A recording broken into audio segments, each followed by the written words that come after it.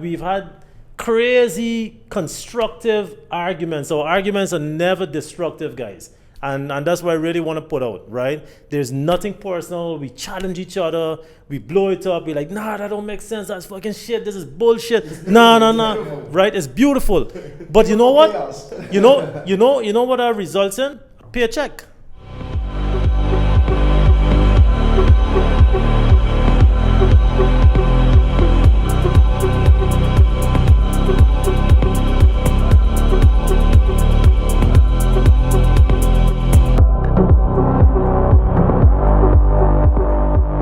What's up, guys? Welcome to the first podcast of Money Moves Miami. We're finally here. Man, what a mission. It almost doesn't feel real to be here right now, to look at what we've put into concept for many months to come. And I'm glad that it happened now more than ever, because if not, then it just wouldn't feel right. I think everything needed to happen first before this. But anyways. I think it happened in the right time. Yeah. I think, yes, it took us like a long time. Like, I think we recorded an episode, a year ago now? It's going to be almost. But as you said, I'm glad that it happened this way. I think that now everybody's on the right state of mind, and we can actually provide value to our viewers, listeners, audience in general. So I think it's a good start. Like, of course, we all come from different backgrounds. We know each other for quite a few years now. Pedro and yourself longer than Elton and myself, but I think that we all have a lot of things in common, and we're going to try to provide as much value as we can, you know? Yeah, we've grown so much as a business and as entrepreneurs in the last year and a half, that I feel the same way you feel, where it's kind of like it's the right moment, you know? Maybe before we had like all the ideas, but I felt like it might have been a little premature. But with all the experiences we've had now and where we're at now, I think it's like the perfect time. 100%. So let me jump in. Welcome everybody. You guys hit it on the head. I mean, it's kind of like the perfect time. If you think about it, just getting out of the pandemic now, things are somewhat coming back to some levels of normalcy. Businesses are picking up again. I mean, we've been blessed and we've been fortunate that for our business, the pandemic actually worked, in our favor, so to speak. Yeah. Right? And I mean that in best ways and with the best of intentions and the highest level. We did 100%. But we set goals, and the very day that we were going into the pandemic, we basically said, hey, this is what we want to achieve, A, B, C, D, E, F, G. And thankfully, we were able to put check marks next to each of them. So, when you put that together, it's kind of like, okay, let's bring our experiences together. Business is evolving, the pandemic has passed, and now is really a good time for us to blossom and, just add value and share what we do, how we do it, from a business perspective. And like Ignacio rightly said, how you guys can all benefit from this. It's funny that you said that, because I remember the conversation that we were having when the pandemic started, and when we decided to shut down the office because of COVID was getting out of hand. And I actually remember being at my house, and we were like, what the fuck is going to happen now? Like nobody actually knew, like, okay, it's the end of the world, like what's going to happen. But actually, like, I think that what the pandemic did, it actually showed who people truly are. There was a lot of people prior to the pandemic that, they were successful, but they were just part of a system, And when the pandemic came and destroyed all those systems, it actually showed who actually wanted to work and who actually was willing to, Sacrifice. And put the work. And I think that we all did that in this table. I think we had many arguments among ourselves of how to do things and what's that. And I think that at the end of the day, looking past all we've been through, like, I think we came out pretty strong. And not to repeat myself, but that's actually a little bit of the value that we want to give people. Like, business is not always smooth, it's not always perfect, but it's just how you come out of those problems, you know. And I think that that's why we're here, and that's why we are all together as business partners, brothers, and we pretty much do everything together. So yeah, I definitely I consider this the dream team because we bring a little bit of different flavors, and it's crazy to me. And I don't know if you guys have noticed that this whole time we've been doing business together and working together, that we've grown and evolved and learned from each other's, strengths. For example, considering how, the setup, the planning, how much this all cost. In the beginning, it would be hard for me and Pedro to sell you guys on this, right? You guys would have never thought, to even think of setting up something like this in the beginning. You know what I'm trying to say? And me likewise, when it comes to business, I've learned a lot with patience and, and reactions, decision making, and then, looking more at the bigger picture as opposed to, one main focus of a company, and then it's crazy how we've evolved, and now we're like a little bit more comfortable in each other's areas when, Yeah, it's like we flow more now. Yeah. No, but those are great points, right? And is on that tone that I really want to take a moment here to just let the audience know what we're planning to do, right? Because in everything, there's always a question, well, why should I look? What is in this for me, right? So, we're all unique in our different ways, but we add great balance to each other. And for those of you who don't believe in partnerships, by the time we get to episode 10 or before that, you're going to understand the true and great value of partnerships in business, right? they are hard, but they are better than doing it alone. 100%. No pushback, no argument. My favorite word, my favorite 2 words. It's true, right? Right.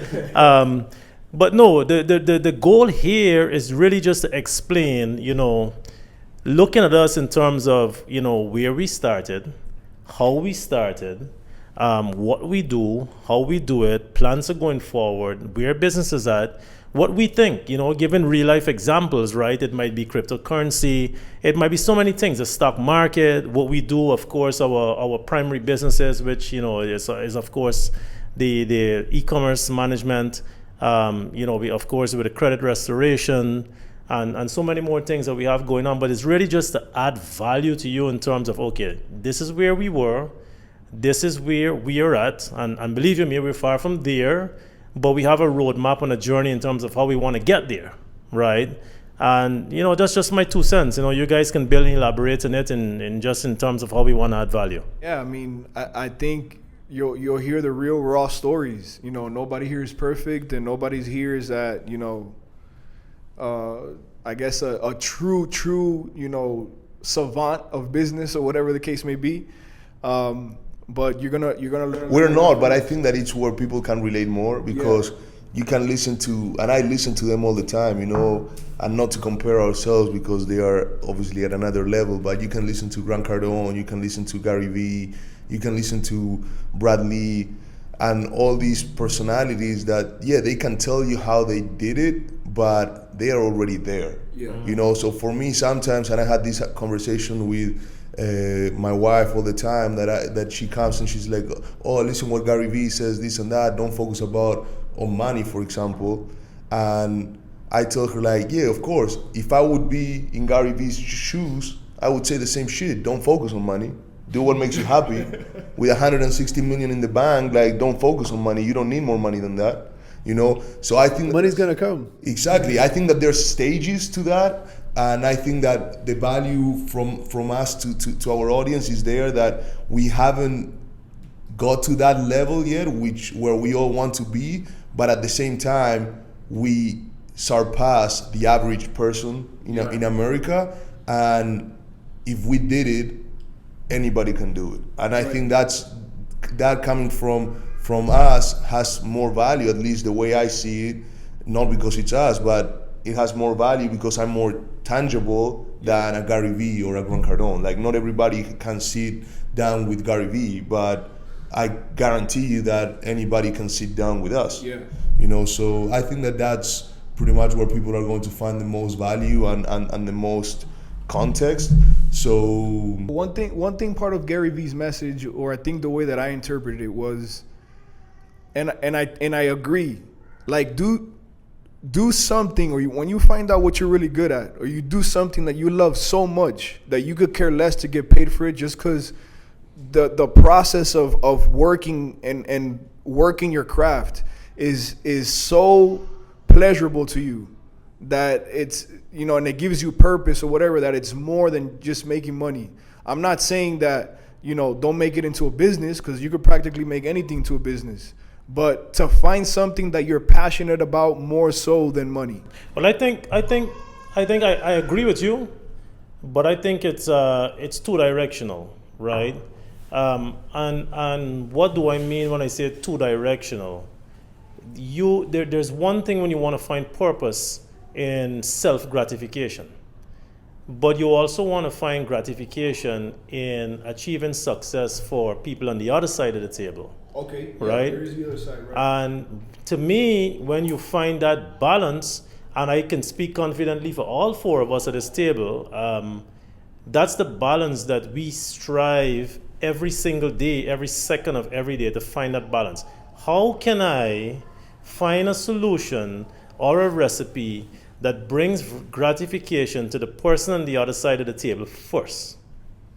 And when you find that balance where it's them first, you second, money automatically becomes the byproduct of that. But the day you start to reverse engineer it and look at it, money first, me second, and then the client third, I don't know, just my opinion, but I think you're kind of setting yourself up for failure. Yep. Some people succeed, but then it's short-term success. You know, it's never long-term, really. yeah, like I agree 100% with what you're saying. To Gary Vee's point, and not to like bash on him and make an episode out of him, but I do agree with that. Like, find what makes you happy, find happiness. Obviously, put the client first, because that's, at the end of the day, that's what it's going to bring. Like, that's what's going to let your business grow. Right. But at the same time, I think that people get that message confused, because people then start like, oh, money doesn't matter. Money doesn't matter. Money doesn't matter. And one thing for me, it's like, I see money as a tool. You feel me? Like, money is what gives you the opportunity to do these things. Like, if we didn't have money, we will not be putting our voice out, you know? We wouldn't be putting our voice out. So to me, it's like, you need money. The food is here. Thank you. Awesome. You need money to actually do what makes you happy. You know, if you don't have that start kick, like that money thing going in your head, you will never be able to do what makes you happy. That's a good point that you make there. So, for example, I'll bring myself for example, and I think I speak to a lot of people. You just mentioned that you look at money as a tool to either open up doors, help communities, or fulfill your purpose through the use of money. But you see, a lot of people don't find meaning in money or the reason for money. So what do I mean by that? Yeah, they see money as something that they have to keep treasure, or like something that Or more so, like, for example, with me growing up, I'll be honest, I was horrible at saving money. And even now I still struggle with it a little bit. You know what I'm trying to say? I'm a lot better off, but I still struggle with it for a little bit. Only because I think that that's a source of habit, right? But to me, to save money, to me, it was like, well, save money for what? And then it came to a point where I was like, if I try to save money, how do I know if I'm saving too much money, or should I save less? You see what I'm trying to say? So to me, it was just so confusing that just the idea of saving money just didn't sit right with me. And the same sequence where, you know, where I've talked in my videos with credit on the channel, where I talk about credit card usage, right? So if you owe $500 on a credit card and you have $500, why does it cost people so much to just transfer the $500? Because it's available right away. You didn't pay it and lose it. And most credit card companies don't charge you interest if you pay the balance off in full. So I think there's something in there where it comes to the mentality of money, or what meaning you give it. That's education. That comes with education, with learning about money. That goes back to like seeing money as a tool and not as a thing to buy material shit. You know, like we all like material shit, but at the end of the day, if your only purpose with money is to get those things, you're always going to be broke. You know, I don't agree with saving for no reason, but the truth is that prior for you to invest money, you have to save. Right, exactly. If you don't have $2 to your name, But you can see that because you have been like, maybe business has been ingrained in you forever, and so maybe like you've always had that in the back of your mind. And it's funny you say that, because when he said that, I said to myself, damn, how do you not like think of a reason why you should save money, right? Because even when I was younger, dude, like ever since I got credit, my credit cards, like I've always had really good credit. Even when I used to make shit money, you know, when I used to make fucking $10 an hour, $12 an hour. say that. That's important. Like, how did you start it? And I guess everybody can speak here. Like, how much money were you making when you first started? You know, because a lot of people forget about that. Yeah, it's a good point. But remember the point that he's making too, which I agree with him actually, is that savings is pointless unless you have a mission. Right? I think we can all agree on that, right? So money in the bank doesn't earn money, at least not in this country. But you know what I always thought, even before I knew what I wanted to do or what I wanted to put my money into, I always had it in the back of my head where I was like, I should be saving money because the day that I figure out what I want to do, I should have something there. Exactly. But that's how you see how, right, but that's how you see how everybody, like everyone's mentality is different and how everyone is different, because he was like, he's a very artistic person and things like that, but maybe he didn't have a business mindset to think, well, I want to open up my own business eventually, some way, somehow. You know what I mean? It goes back to knowledge, because now I think that he has the knowledge to understand why he needs to save money, because in order for him to participate in business and to grow his portfolio, he needs to have that cash available. So to your point, which I agree, at the end of the day, everything comes down to number one, education, and number two, education, not school or college, education like listening to us, listening to people that inspire you. When growing up, or at least the education, I know I wasn't looking for that, because again, it wasn't just ingrained to everything, just like everybody else. It's going to school but if I knew now, then what I know about credit, for example, to me, credit, I want to spread this to all the high schools, and especially in the cities where we grew up in, and in, you know, for example, like a lot of people think about owning a business or buying a house as something that's ridiculously expensive. And if you grew up where I grew up at, like, okay, to open up a business, $50,000 or $100,000, to me at that age, that's like astronomical. And so with the available jobs that you're making now, I started working at car washes, at Johnny Rockets and stuff like that. Like with the amount of money I was getting paid to save to that was gonna take me forever. But what were you doing with your money? Yeah, I was. That's a problem. See, Right. and that's why I said to Pedro, it's good for everybody to say how much money were you guys and I was making too. When I started playing ball and I had my first contract, I was making £600 a month.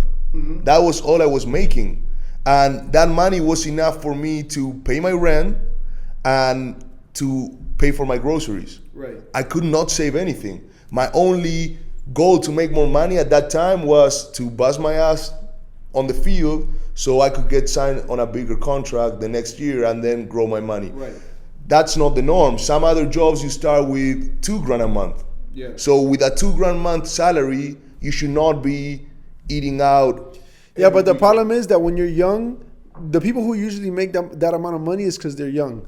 And when you're young, you don't really think, to his point, about the future. You think about, I want to go out with Cindy on Saturday to the movies and the popcorn, and I got to buy a nice T-shirt. So next thing you know, your $300 for the week are completely gone. You know what I mean? But I'm gonna challenge that, because to me, it really comes back to your vision, right? You've got to know, because as Iggy rightly said, let's go back to where we were. Yeah, you but know, an 18-year-old. But I'm telling you, most 18-year-olds don't have a. Here's the thing, though. I'm gonna tell you what I did at 19 years old, 20 years old, right? At that point, you know, I'm making, goddamn, let me convert it, $3 an hour, $4 an hour. I can't even remember the math now. But the point is, I had a mission, and the mission was, So you've got to set these goals from yourself at an earlier age. Unfortunately, to Ray's point, they don't teach you this in school. You can have any masters or any bachelors or whatever. They don't teach you this, right? But still, you've got to have goals, little milestones in your head that says, hey, this is where I want to be. You know I don't have a monetary path to that, but you know what? At least I'm going to hustle the right way until I get there. So guess what? What did I do? I was working in the airport then. I was a customer service agent, which is this is the most entry-level position you could be in, right? So what did I do? I said, you know what? Here's what I'm going to do. I am going to work, and I'm going to pick up the shifts that everybody don't want. Nobody wants to work Christmas Day, Boxing Day, New Year's Day. All these is the little things that get implanted, that you implant in yourself from a young stage in life, that ultimately carries you towards success. Right? So it wasn't a lot of money, but $3, $4, $5, 10, 5, 6, 7, 8 times. Guess what? When it gets to the slow part of January, when all my friends are broke, guess who has money? Exactly. Huh? And now it's even easier because you have You know access what to I'm all saying? these So it's outlets. Before, to your point, at 18, the only thing that you were looking at was hip hop videos and thinking that was the only thing that matters. You know, jewelry, women, and that was it. But now with all these outlets that you have, all these people putting content out there, trying to teach or trying to spread the word, like now it's a lot easier. But it seems, because of the experience that we have trying to hire people and what's not, it seems that it's even harder because people don't want to work. Yeah. Like you were saying the other day that one of your Someone said something the other day. I heard like one or two people say something like, "Oh, that now because of the government help that they're getting, exactly, that if they were working, that they would only be earning like about $600 extra a month. So like, why work if I'm only gonna make $600 more than what the government's making, giving me?" exactly. So that's the mindset. But that's the mindset that a lot of people have, bro. But then those same people are the ones later on that complain and argue with everyone that the world is shit and that no one's out to help them. But they're the first ones that are not helping themselves. You know what I mean? But it's to my point, right? To think that as when you're old enough to get a credit card, right, and you maintain that credit card and you build the line of credit on that credit card within a year or two, you can ask the bank. You could get to the point where you can ask the bank for 30, 40, or 50K like that. It's a lot quicker than saving up money, from wherever you're going to be working at, unless you got a good job. But the fact that regardless, the fact that you have access to that money to then take it and, like you said, now what can I do with this $50,000 is going to generate me income. But the reality is, yeah, you're right? But But that would get me excited. And before, I knew how the credit card worked. You get approvals. To me, approvals was like a roll of the dice. I didn't know why they were giving. Here's the thing. It's back to what you said, right? This is unfortunately not taught at any level of education, right? So most people see a credit card as a wallet with cash in it, which it really isn't. You and I both know, which we're going to elaborate on in a different episode, right? When we should, we're going to speak about the power of good credit. Right. That credit is a tool when utilized properly and effectively and efficiently is a great tool towards your ultimate success, towards your goals. But most people don't see that. People see it here. I got a credit card. I got $1,000. Then you know what? Let me buy a TV for $800. That's a fact. It's a fact, right? Yeah, TV or a car or sneakers or whatever. Or sneakers or more than one or whatever the situation might be, right? So, it's so much that we can speak, but we're gonna break it up and really delve into it. But credit really should form part of education, especially at a very early stage, because you can literally qualify for a credit card at 13, 14. You can get a credit card as a toddler if your parents put you on it. Exactly. Credit is actually more important than a lot of the subjects that we have in school. Like obviously, I didn't grow up in this country. Or that even your parents can teach you. Because parents can teach their kids too. The problem is that most people aren't educated, right? You're not educated. You probably don't read books throughout your life to self-educate yourself, because that's the main difference. Like I find like a lot of the people that I see that are very successful, like they're not just successful because they went to school, but because they have self-education. They went out of their way to learn new things, to read books, because that's the reality. Like, some people just become workers and they're workers their whole life and they never work on themselves, So they're working for someone else, but they don't work on themselves. Like, Which is not bad. Like, again. no. But at the end of the day, it's not bad to work for someone. You're right. That's not the message I'm saying. What I'm saying is you still have to work on yourself. Oh, of course. You see what I'm saying? You still have to try to learn new things. Of course. And that's where I think the big difference comes in, because most people don't. And so then that's what you pass on to your kids. Like, my parents got here from Cuba when they were all older already. They kind of learn, like, they understand English a little bit and they say certain words, but they're not like really educated. So they come to this country. There's really nothing they can teach me about the system, because they got here as adults. You see what I'm saying? So everything that I've learned, I had to like learn it on my own. In comparison to maybe a child who was born here, who their parents are educated, self-educated themselves in the system, and then they can pass it down, which is what I think that but I think actually, and this is a challenge that we are going to have. You have it already. Elton has it already. I'm going to have now with my newborn. Ray has it already. Is that you actually, what your parents, and this is my opinion, what your parents taught you, even though they couldn't teach you about the system, they taught you about hard work. Yeah. And that's the biggest issue that nowadays, and that's the reason we are all having all these conversation and all these issues with the societies, because like hard work is getting lost. Like, one thing that every successful person has in common is that they are not okay with struggle. You feel me? Like, I speak for myself. I don't come from a struggling household, but I was always unsatisfied of everybody looking at me like, oh, you have your stuff because of your family. Right. So that shit turned a fire on me that I said to myself, saying, everybody, I'm going to show you all motherfuckers that I can make my money myself. and I don't need my family's money. Actually, take me out of the wheel if you want. I don't want it, And that was me. But there's a lot of kids in my situation where they are like, oh, fuck it, I'm just not going to do anything. I have my dad's money. And there's other people that they are not in my situation, but their parents didn't teach them hard work. Or maybe their parents did, but they just didn't want to apply it. But it's a great point. But let me challenge you on something now. Okay. As somebody that's about to be a dad, Okay. how are you now It's hard. gonna instill those same? It's hard. Is that some of those things has to be within the person too. That's the thing, But Adriana may be born and said, you know what? I want to create my own legacy. But you're gonna have a legacy by then, which you are gonna want to say, hey, son, go with it. Yeah, it's hard. I want you to carry on my name from here. It's hard as fuck. It's another thing that we should talk about. You know what I'm saying? Because it's a really thin line with it. It's super hard because you also want to give them everything. They are your flesh. Like, you want to make them feel like. I give my kids everything, but I treat them just like my parents used to treat me all the time. Like, sometimes I'm just like, oh yeah, just get this. Like, I'll tell them, like, listen, you're not that. We can't take both of those. You got to pick one. Like, I'll do things like that because that's what my mom used to do to me. Yeah. Because it's like you just can't. They can't feel that, like, oh, yes, I have everything accessible. Yes. You always say yes. I mean, I'm not gonna say. You say take one, but you always say yes. Like, see, your mom. No, sometimes you're like, no, you know what I mean, but but that those little things, they make a big difference. Because, for example, when I was growing up, my parents couldn't, like, if I didn't want to have that dinner that my mom cooked that night, right? Exactly, or actually, you're not getting up from that table till you eat that. You know what I mean?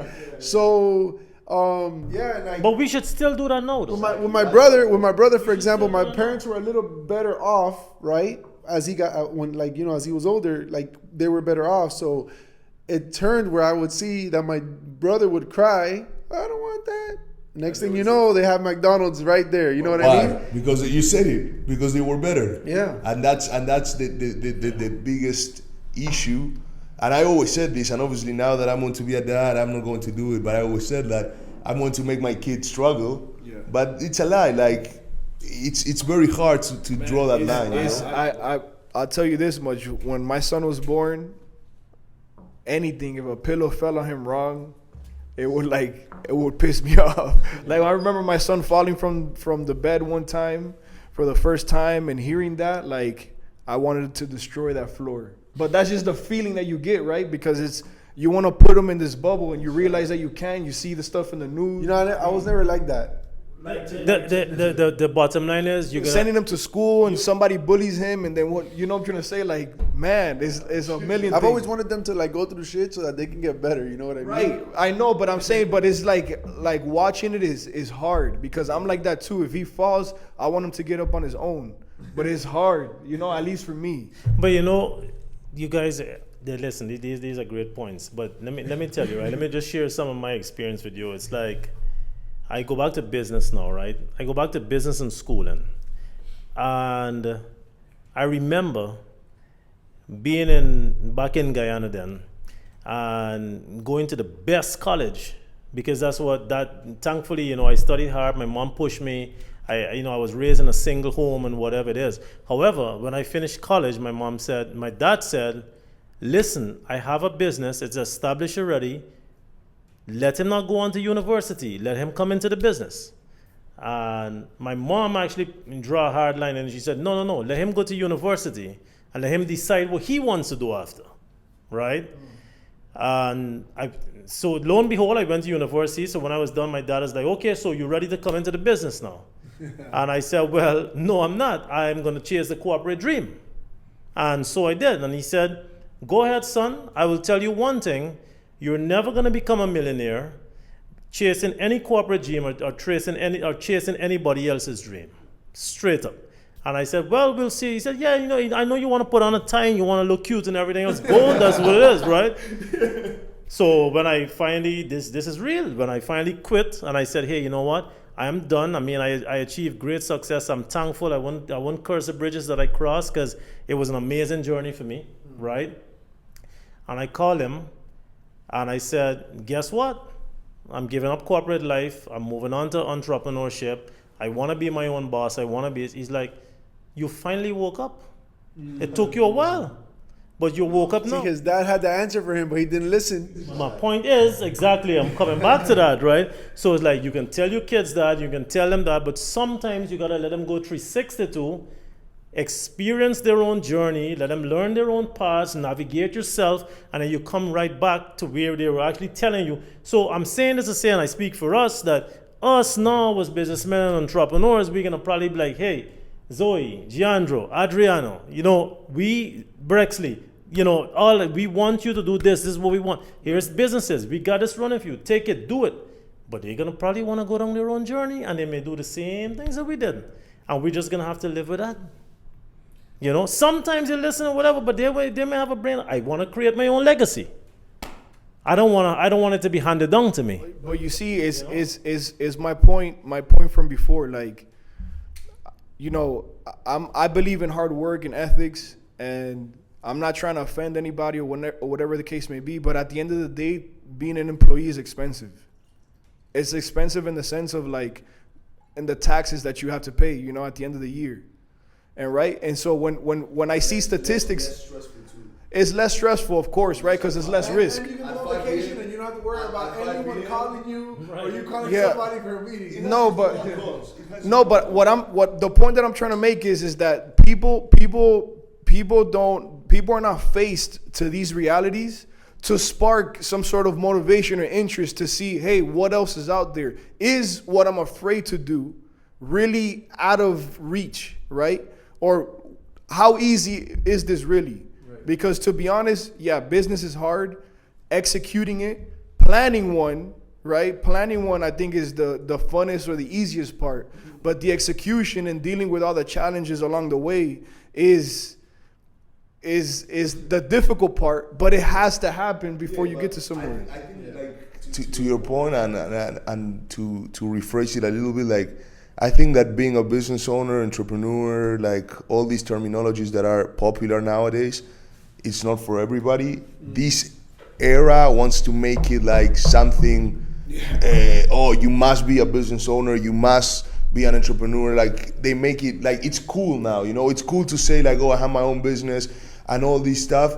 But Mark Cuban actually said something, and it's all over social media, which is true. And me having played a sport, I can relate. Is business is the only sport that it's 24/7, and it's always the next person to you who wants to take your job. Like if you try to find any other sport in the world, I was competing my position on the field. I was competing against two other guys.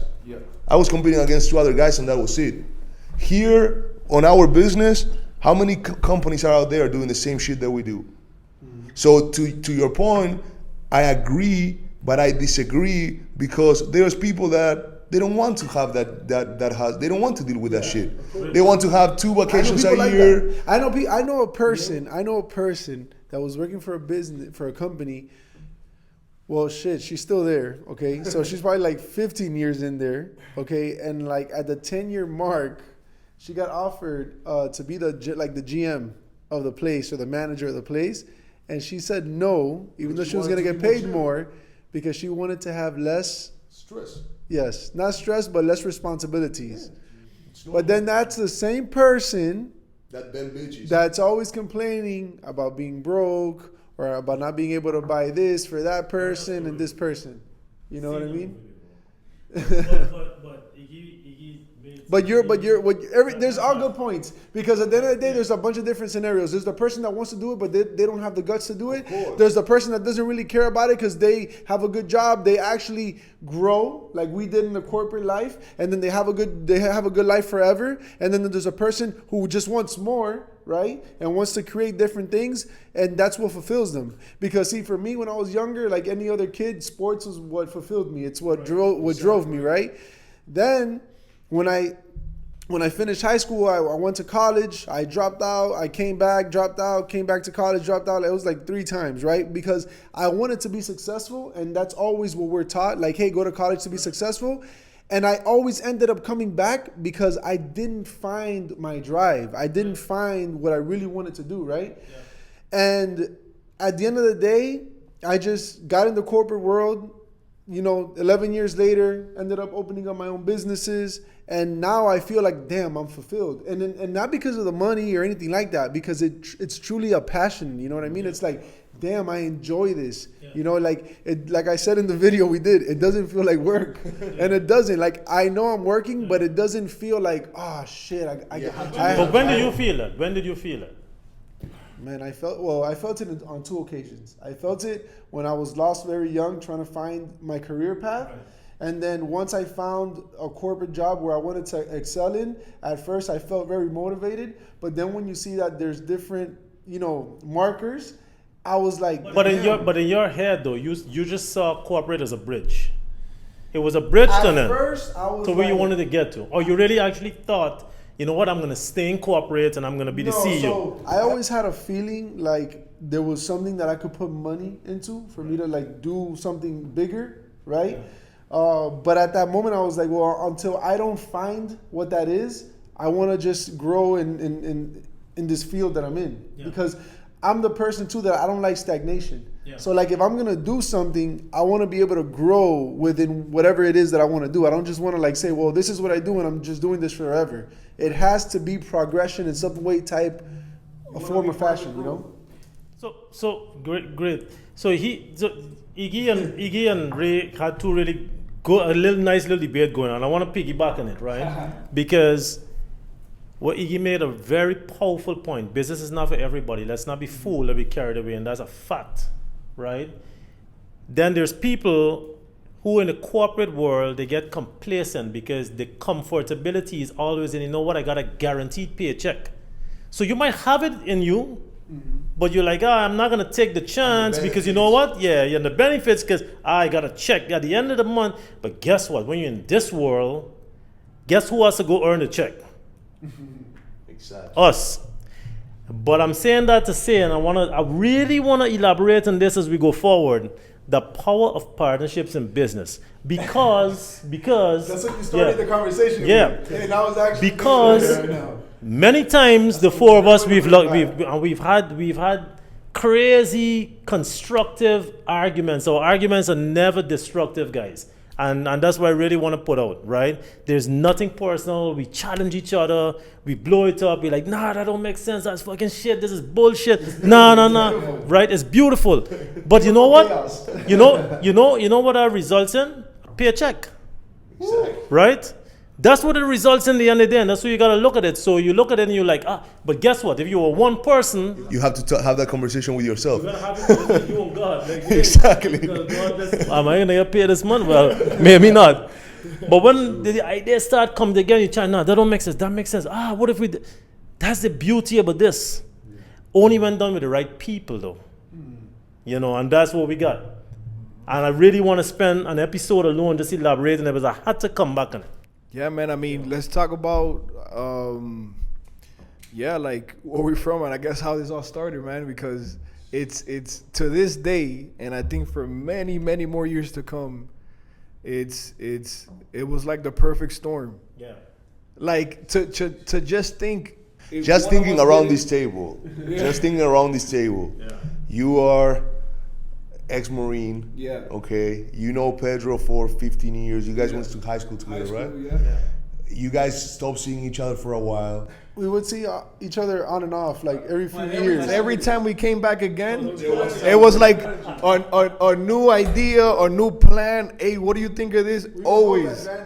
Yeah. And then we'll disappear and never. Yeah, and then a few years later, boom, again. But it was always like super, super, super good energy because I always felt like he was a good dude, Yeah. Elton is from Guyana. Yeah. Okay. He was in the corporate world, airport life, managing airlines. Then he ends up in Miami. He meets Pedro. No. Ray rents a townhome from him. Behind the scenes, before all this, I was working in Hialeah doing my Keeping It Real with Credit YouTube channel full time. And I knew this attorney by the name of Tisha Allison, right? I made her logo. I knew her from when she first opened doors, So we kept a good, relationship. I thought she was always cool. She's an interesting person, but like once you get to know her, everything's good. She does she's real estate attorney, bankruptcy attorney, things like that. But she didn't pay us, by the way. Exactly, yeah. No, Free advertising. So I don't know, in that time I was getting paid for YouTube, and I could have been paid more, but at that time I was sleeping in my office for most of the part. So I told Tisha, hey Tisha, if you hear of any places out there or apartments, let me know. I'm looking for this range. She goes, but I do have somebody that's renting this townhome. She presented me to the apartment. I saw it and I said, let me go see it. I thought it was great. I was making enough money at the time to afford it. And then I met Elton. And then, Yeah, so I'll take it from there. So, so the day that Ray is literally moving in, like I'm there to hand over the keys and whatnot, he came with Pedro. So, they're there and whatnot, and then Pedro and I got into chatting. And, being Pedro who he is, he's like, I forgot my computer, bro. Can I borrow your computer real quick or whatever, right? I'm like, here you go, bro. Go ahead. I don't even normally give people my computer like that, but for some reason... The way he asked for it. This dude's energy right away, it resonated with me. I'm like, yeah, look, go, bro. Go ahead. Go. I don't give you my computer like that at all. It's like my personal little Bible, you know what I'm saying? And I'm like, here, bro, go ahead, right? Yeah, and I'm like, go ahead. He's I think he checked his stuff, and then we stand up talking. He's like... And we got into a deep conversation about politics, but we were lying, we kept talking about stuff and investments. It's like, he's like, I like, listen, bro, when I come back, I'm like, I'm heading to Trinidad tomorrow, but when I get back, I want to get a car. I want to get a new Porsche or whatever it was at the time. And he probably thinks, he's like, this guy's bullshit, whatever. He's not going to hit me up, whatever. So I got back on a Friday, called him for the same Friday. I was like, yo, I'm back, I'm ready. You want to meet? He said, meet me at the dealership tomorrow. So I'll be there at 9, right? And I went there, and that was that. And I met him, and then and the same night, he said, like, let's go and have a beer, man, because the conversation matured. So we got out at night, and we started talking. He's like, so what do you do? I'm like, we didn't really take it from So it's funny how everyone says their stories, and everybody paints, like, their own scenario, their own world into, like, their own details, right? So I'm gonna take it back to a meeting at Ray's house. Right. So I'm looking at the town. I'm like, holy shit, this is a nice fucking place. And I'm thinking to myself, see, this is not even his home. He doesn't even live here, and he bought it just to rent it. So I tell him, I'm like, hey, if you don't mind me asking, how much was this place? Right? And then I already knew what he was paying because he told me. So I'm doing the math in my head, and I'm like, okay, so if I buy a place like this, and then I can rent it like this, right? And that's kind of like how it started, like, oh, real estate, da-da-da. And then I asked you for the computer, and all that stuff happened.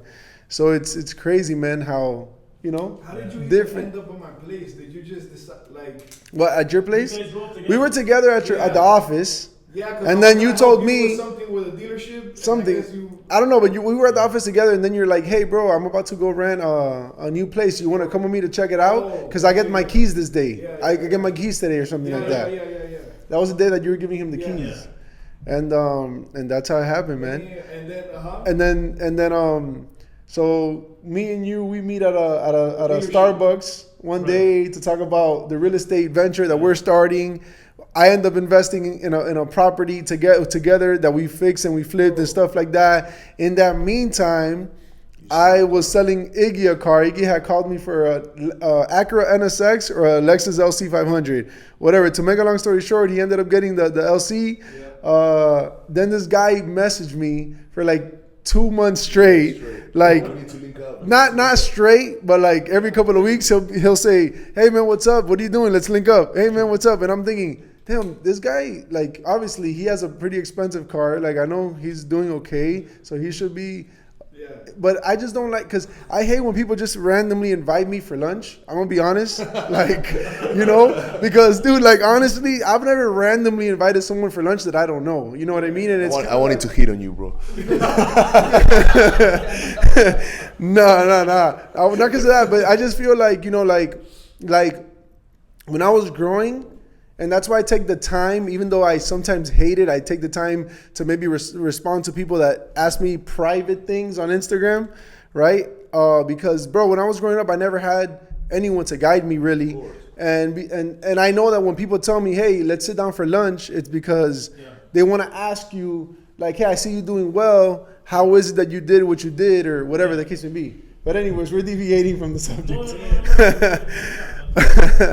So whatever. So me and Iggy meet up, and then he starts asking me questions about the car industry, and I'm like, this motherfucker's trying to set up an auto brokerage, and I'm not gonna fucking give him the answers. Your second meeting.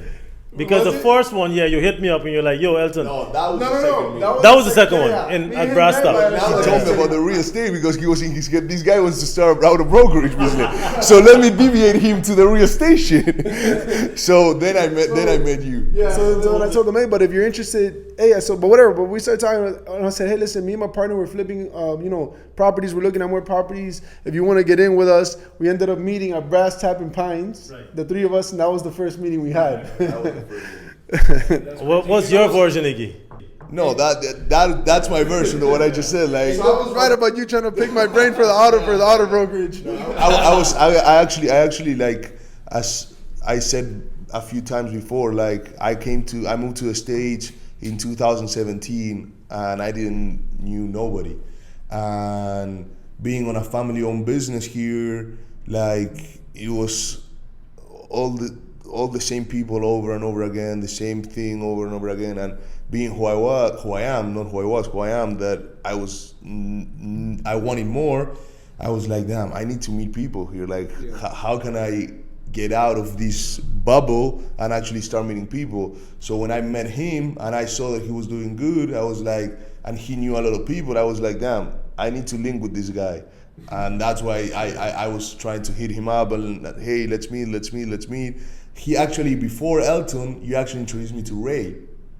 Because Ray was going. Then you Ray, did some of the marketing. exactly. And And you introduced me to Ray. I got a little gig on the side. And then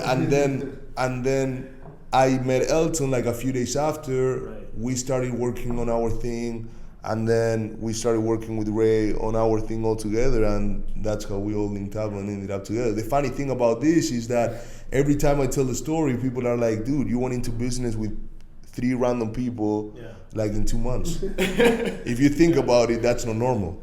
But it's something that, and we trusted money to each other, because it's not that we said like, okay, when we open up a business, but when we get paid, we everybody gets their money. No, we open up a bank account. Everybody was trusting everybody, and we just knew each other for like 2 months. Yeah. So that tells, going back to your point, like, partnerships are hard, but when you find the right people, you just know. Yeah.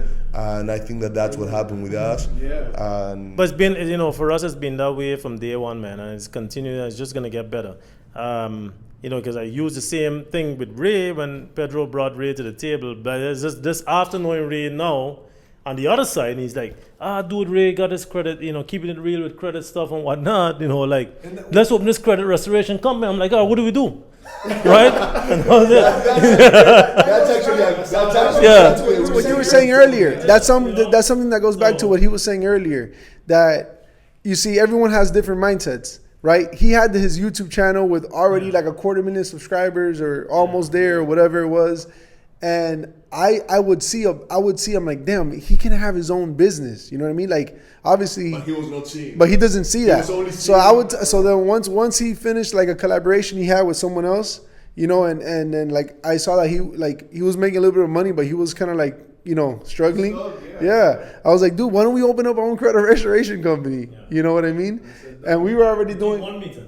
and we were doing our thing already, and we said, boom, let's go. The moment I announced that on the YouTube channel, like this, man, I remember those days. And a lot of people that have been following me, if you're coming from Keeping It Real with Credit, if you would have known that when the Score Shield Financial Group, that new credit restoration company that opened up, in those times, I would be getting daily like 60 to 80 appointments, right? Since I announced it. And because we just started, we didn't hire salespeople. We didn't have no processors at the time. It was just me. Yeah.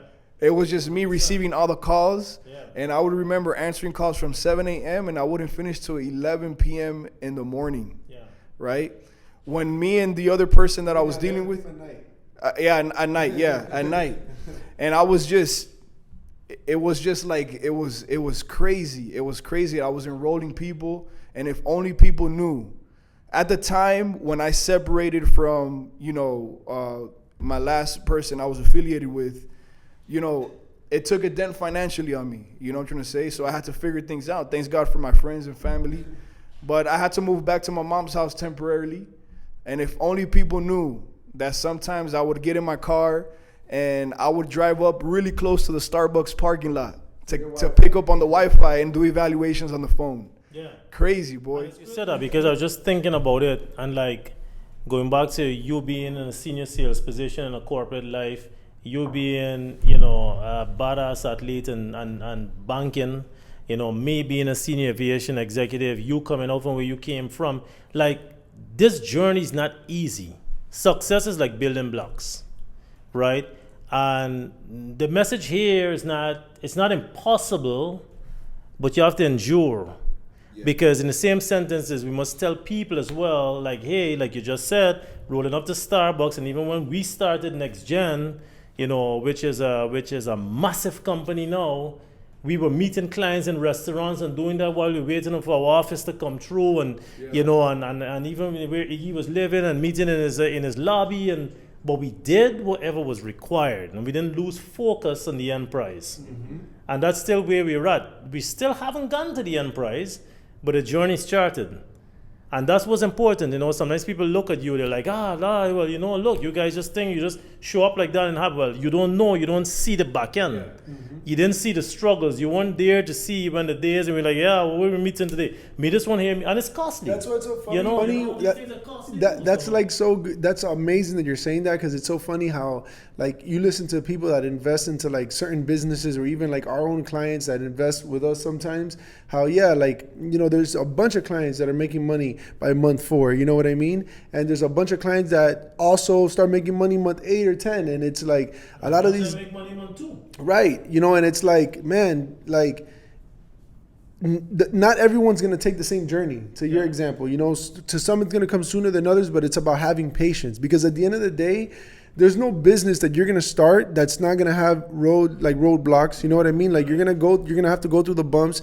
And sometimes you have, you know, I hear people talking, well, I started my company and 6 months like in, I shut the doors down, I quit because I didn't have money. You're gonna go through road bumps. You are going to go through things that actually, you know, that they're actually gonna mean something, that's gonna bring you value. There's gonna be like delays. There's gonna be, you know, obstacles in the way. It's just it's the nature of life. It's the truth. Like I've never gotten something that I truly wanted without first going through some resistance. You know, It's going to happen. It is going to happen. So I think wraps up. that's a wrap up. We can show the city a little bit, Yeah. a beautiful view. But thank you, Good ending. Good ending. I like thank you for joining, guys, and We'll see you in the next episode. next episode. Dope.